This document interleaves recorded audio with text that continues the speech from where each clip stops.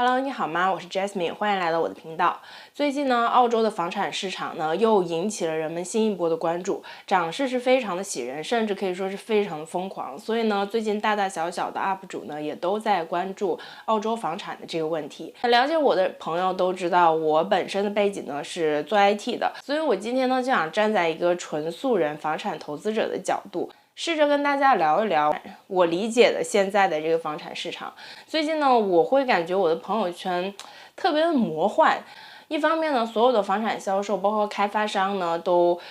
非常激情洋溢的、喜大普奔的在告诉大家，哎呀，房价涨势非常的喜人，政府又出了哪些优惠政策，包括说现在的利率又是多么的低，是一个入场的好时机。然后呢，一边在拼命的晒最近房子成交的价格是有多么的雷人。另外一方面呢，朋友圈最苦恼的莫过于所有的房东。我生活在墨尔本，那在墨尔本华人比较集中的几个区，比如说 Box Hill、Glen、Clayton、Doncaster， 所有这些房子，特别是公寓，出租的价格呢，基本上比这个正常水平要下降20%到30%才可以租出去。那市中心的房产呢就更惨了，基本上呢是腰斩才可能租出去。为什么呢？因为现在大量的留学生都流失了。单论中国的留学生的话，可能90%的都已经回国了，进行了远程课程，只有10%的留学生在这里。同时呢，由于封锁国界的原因，有很多比如说持有 Working Holiday 签证的朋友呢也过不来，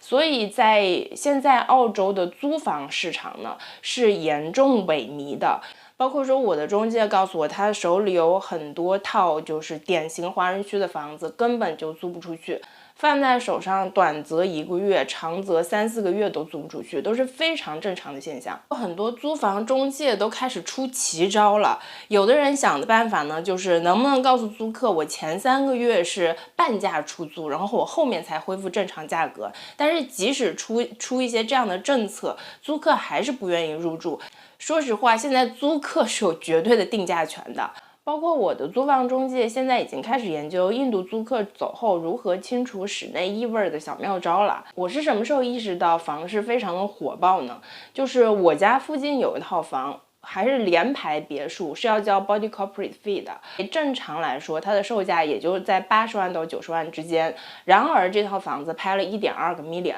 那悉尼有很多房子更是拍出了天价，比如说1个 million 的房子拍了2个 million，3个 million 的房子拍了6个 million。因为现在这个房产市场，这个世界实在是太魔幻了，魔幻到让我回忆起了那个不平凡的2015年。在这里呢，就想跟大家聊一聊在买房过程当中几个非常常见的心理，以及因为这些心理所造成的一些这个踩坑的现象。那第一个呢，就是买涨不买跌和先上车策略。在国内房价高速增长的时候呢，很多人会谈到这个先上车策略，意思呢就是你如果买不起大一点的、地段好一点的房子，你可以买偏一点的、面积小一点的房子。但是总之呢，你一定要先上车，因为房价每个月都是在变化，你错过了就是错过了很多钱。但在澳洲呢，这个策略是水土不服的，因为澳洲的房价它其实是有一个周期性的。比如说2015年算是一个房价的高峰期，那么在这个时候，有一些人为了入市，为了所谓的上车，那付出了高于这个房子价值30%的溢价，他买贵了的这套房子，一直到现在都是回不了本的。我说的这个仅仅指的是房子它本身的价值到不了2015年它的那个买入价，更不用提它这么些年的持有成本以及花费的时间和精力了。还有买涨不买跌这个思想呢，也是很让我困惑的。首先呢，我查了一下 SQM Research 的这些资料，无论是买房市场还是租房市场，那悉尼、墨尔本这2个城市呢，都是一片红的。当然，很多人是从大的经济增长面、经济复苏的状况和清盘率来看，但是呢，我们看房市的增长、房价的增长，它是有很多决定因素的，有这个需求量、供求关系，然后经济增长、经济基本面、国家的宏观调控等很多因素决定的。那我们看现在房市的火爆呢，第一是因为利率确实是在下降，相比于我买房那会儿，利率还是4点几5，现在的贷款利率呢，不介意固定利率的话，那自住房可以达到1.9到2的样子，投资房可以达到2.5到2.6之间，是非常好的一个利率，并且呢，澳联储也发布了消息，近3年内这个低利率的状况都不会改变。还有一个原因是供求关系，因为卖家不足而买家有余，所以就造成了这种哄抢的状况。我们在买房的时候呢，一定要理性，不要因为大家都抢，所以我也要抢，也不要因为周围的朋友都开始买房了，所以我也要买房。无论市场环境的好坏，无论这个房价是上升期还是下降期，任何一个好的机会我们都不应该放过。而如果这个房价已经开始非常不合理了，再好的房子，我们认为再好的一个机会都应该坚决的抛弃掉。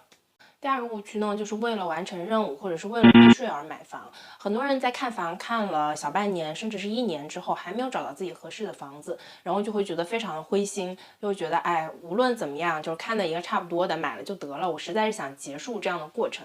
那其实这个心理也是非常理解的。我类比一下啊，这就有点像有人相亲相了很多次，依旧没有遇到自己中意的合适的人，所以就觉得哎呀，我就随便找一个就得了。那你们想象一下后面的结果是怎么样的？你随便找一个人结婚，这是会影响到你未来每一天生活的。你买一套房子，如果是自住房，那会影响到你未来每一天居住在这里面的心情的。如果是投资房，会影响到你之后至少是这个3-5年之内的现金流的状况的。并且如果这套房子买的不合适，你未来要换房啊，又是一个很艰难的过程。所以很多时候不要怕麻烦，财富就隐藏在麻烦当中。买房子之前一定要做好背景调查，一定不要听中介忽悠，一定要就是比较好这个区类似的房子的价格是怎么样的。还有的人呢，觉得自己交的税太多了，为了避税而买一套投资房。那且不说如果房子不租出去，这个抵扣税是不能进行的。假设说1年12个月，你只有9个月这个房子是租出去的，那剩下的另外3个月，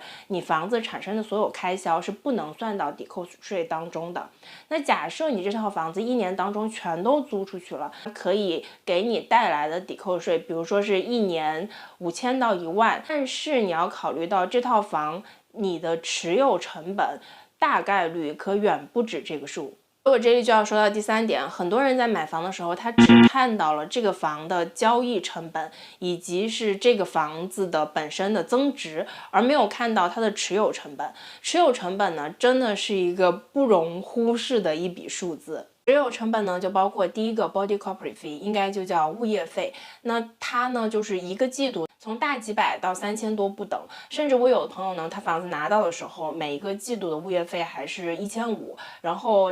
到手几年之后就变成3000了，你说这个找谁说理去？一年呢，它光物业费就1万多了。第二个呢 ，City Council 费就是市政费，那这个费用呢，根据你房屋的价值和你所在的区域呢是各不相同的，少的呢可能是1000多，多的呢也有2-3千的。接下来一个大头呢，就我在视频开头说的，很多房子在疫情期间呢它是空置的，这段时间呢，所有它的还款啊，包括维修啊产生的开销，这些费用都要你自己出，少则几千，多则上万了。下面呢就是维护费用，维护费用分为2部分，物业公司的统一维护的费用，比如说新装了一个防盗门，或者是清理了一下 gutter， 涂了一个防火漆，那这每一年下来要个几千块钱是很正常的。自己的维护费用呢，就是这个房子里，比如说热水器啊或者洗碗机啊坏了或者是老化了需要维修，那也会找到房东来付这部分的费用。那第5个呢，就是保险费。保险费这部分是比较少的，通常来说呢，只是买租客保险的部分，通常是200-300块钱就 OK 了。第6个我管它叫资不抵债的部分，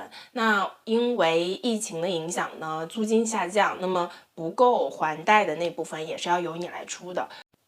除此之外呢，还有你的地税，如果这个房子是请中介帮你管理的，还有你的中介费，还有水的基础费用等等一切的费用，那大家也可以清楚的看到，7788加起来呢是远远超过了这套房子可以给你带来的抵扣税的收益的。所以当中介跟你说这套房子的收益率是多少的时候，你心里一定要掂量掂量。第4个误区呢，就是很多人对房子有太多的执念，或者是有太多的期待。很多人呢在买自住房的时候，他就会看到，哎呀，这个房子有我喜欢的大阳台呀，或者是有我喜欢的后院，有我喜欢的摆设，所以我都能想象到我在这个房子里居住的情景了，特别喜欢这个房子，所以他就容易头脑一热，支付了多于市场价20-30%的溢价去购买这个房子。那到最后呢，吃亏的肯定是你自己。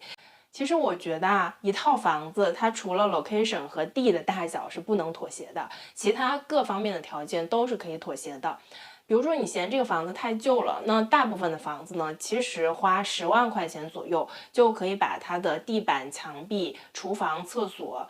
全部都翻新一遍。甚至有些老的房子，它其实结构是不错的，但是呢，可能是3室4室只有1个卫生间，你甚至可以再拓出来2个卫生间。甚至有很多人他就是通过去捡漏旧的房子，然后把它翻新一遍再卖出去而赚其中的差价的。那他翻新过之后卖出去，他可能就比原先他的买价高20-30万了，而他在之中付出的成本可能只有不到10万。有的人他自己本身就是从事建筑行业的，他可能只花了5-6万的成本就可以卖出高20-30万甚至更多的价格了。还有一些人呢，对于住新房是有执念的，又不想花时间精力去装修啊，去改造啊。其实没有对错，如果你想要懒一点，那你就多花一些钱。只是从房产投资的角度来讲的话，如果你想在房产方面赚到钱，那就一定不要怕麻烦。还是那句话，财富就是隐藏在麻烦当中的。这里呢，我就再来类比一下吧。就像很多人找对象的时候，也会出现我既要又要的状况。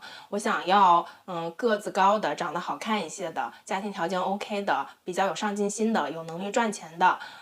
对我好的，温柔浪漫的，自己性格比较好的。你其实单拆开某一个条件的话，并不是什么大的问题。但是如果你把所有的条件加总在一起的话，那就形成了你的一个执念。你找到这样的人的几率就几乎为0了。就像说你找到所有满足你期待的房子的几率是非常非常低的，并且一旦找到了，你可能要花费非常高的价格去买它。那与其这样，不如说我们盯准那些不可以改变的条件，把这个不可以改变的条件作为第一条件，其他一些软性的条件都是你后期可以驯化过来的。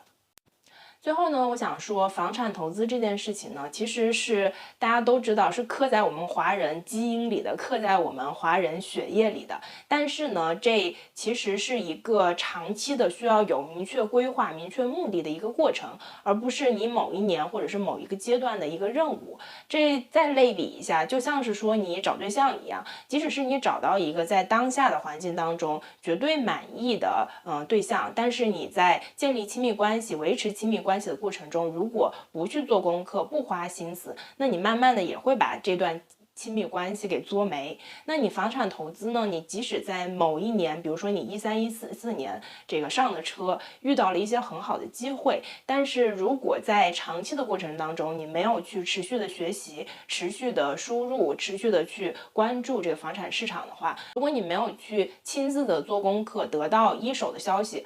而只是依靠着各种各样的二手信息，甚至是靠着自己的情绪去做决策的话，那在长期的这个过程当中，你也不会一直那么幸运的。机会呢，永远是给有准备的人的，财富永远是隐藏在麻烦当中的。好啦，这就是我今天的分享。那喜欢我的话呢，别忘了给我点赞、订阅我。那我们下期再见喽，拜拜。从前有个人关注了我，后来他发财了。